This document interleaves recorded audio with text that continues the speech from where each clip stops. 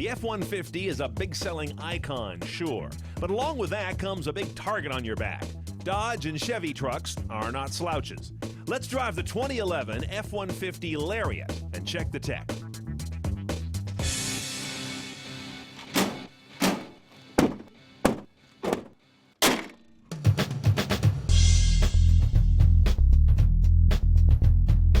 Ford has doubled down on tech in recent years, but is that really a big deal in a full-size truck, or kind of forcing the issue? Well, they sent us a Lariat, which is mid to high trim, with four-wheel drive and an extended cab, but also Sync, the old-school version that we kind of miss. First thing you notice about getting in the F-150, since we don't review many trucks, is this is nice and roomy. I mean, I cannot reach the door by you. There is no way without climbing up here into the console or something. You don't get vehicles this big unless you're in a full-size body-on-frame truck. Now, we're in a Highline vehicle here. This is a Lariat edition. It's about midway up the F-150 line, which is a really big family. Nice, elaborate, really Lincoln-looking gauges. I'd expect those more in a higher-end vehicle than even a Ford. Lots of ersatz wood trim all over here. Notice the navigation head unit, which is optional, but it's the old-school Sync, right before they went to the My Ford Touch era of Sync, and things got real complicated and weird. The map quality isn't the best, it's kind of crunchy, but you know what? It sure is easy to use this thing. The buttons that pop up are all real clear. A combination of software buttons here, hardware buttons for major features. Of course, this truck has Sync at this trim level. That would mean you've got the USB jack here, the aux right next to it, of course. You can plug in a Zune if you still have one of those antiquities, or more importantly, you can plug in a thumb drive or your white iPod or iPhone cable. But if I just upgraded the audio system and didn't go for the nav, you can do a Sony system that gives you 700 watts. There's the amp sitting down there under the rear seat.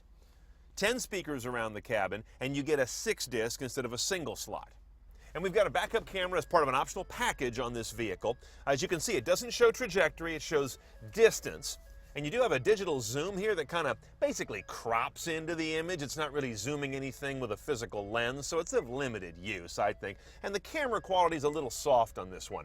I only point that out because if you ever need a backup camera, it's in a vehicle like this where you've got a bed and a high tailgate in these F-150s. So there's a lot of stuff back there that's going to be hiding, like, you know, a family of 5 is possible. One choice on the gearbox in this guy, you've got a 6-speed automatic with this big old manly shifter right here. You got a little shifting rocker on the side, no paddles in a vehicle like this.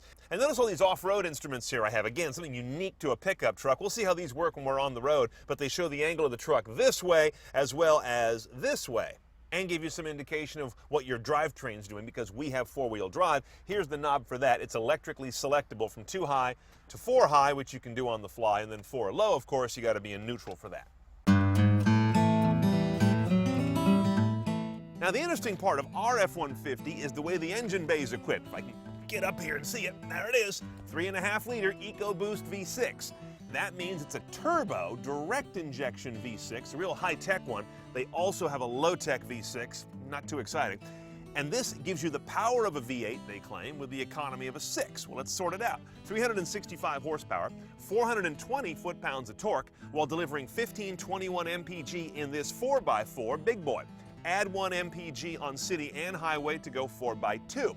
Comparing that to the V8, the 5-liter you'd normally expect in an F-150, it looks like this. The EcoBoost motor has 5 more horses and a crucial 40 more foot-pounds of torque while delivering a modest economy bump of 1 to 2 mpg. Now notice I didn't mention anything silly like 0 to 60 times and such. That doesn't matter much in a pickup compared to what does. Payload and towing capacity. Looks like this. The V8 truck has a lower and narrower range of towing weights than the EcoBoost V6 truck, while the max payload on the two is identical. You're just not giving up anything with the smaller engine, except tradition.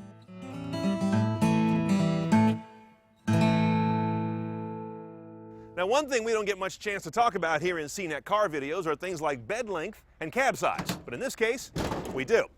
5.5, 6.5, or 8-foot boxes available on the F-150, and then you can couple that variably with 3 different cabs. The standard cab with just the front row of seats, pretty rare these days unless you're driving a service truck. Then you've got the extended cab and the Super Crew. We have the one in the middle, the extended cab. And by the way, all of those are available with this kind of slick power back window. It's a little small, but it serves the purpose. Gives you some nice ventilation, or lets your buddies use it as a trash receptacle for their PBR or Marlboro empties.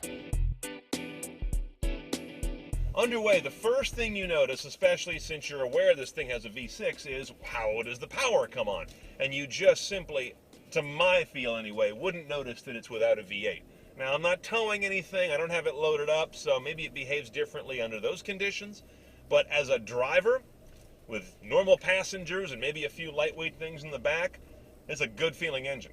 The ride in these high-trim F-Series is really compliant, even though we're still dealing with a, old solid axle rear leaf suspension. I'm looking here at these road gauges. I'm going up a windy hillside road here, and it's giving me, within a degree, its read on my attitude and my angle here in terms of Another impression I can leave you with is if you're not a truck driver, you find out real fast, these things are a pain in the ass. When you're driving in, in a town or in a city, unless you're out in Walmart land, these are a drag to park, they're a pain to get around garages. I know a lot of folks drive these in urban settings. They must have the patience of a saint, because I kind of got over it pretty quick. And of course, as always, whenever we have a truck in, which isn't that often, I'm a little sad I didn't have anything I needed to haul this week. It's always nice to have a truck and not have to go pay $80 a day. Okay, let's price our big boy. F-150 Lariat is $35,500. It's mid to mid-high in the trim range, so you're getting a lot of niceties, as you saw. This is no cable installer's truck. Now, some things you're going to add to that tech-wise. $2,500 for that navigation head unit.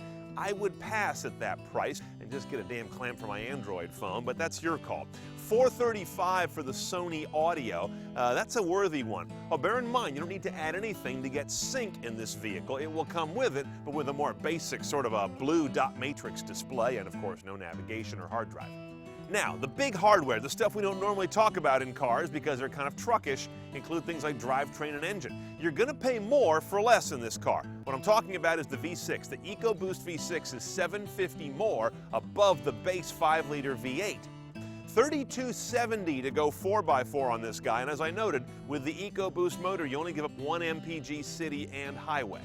And a couple of truck-only configuration options to consider. 6.5 or 8-foot bed, those are a pick at the same price, which is to say they're included. If you want the shorty, the 5.5 bed, that's actually like $2,500 more, and you'll pay about that much as well if you want to go for the big cab. If you want to go for the small cab or this extended cab, that's also a pick at the same price.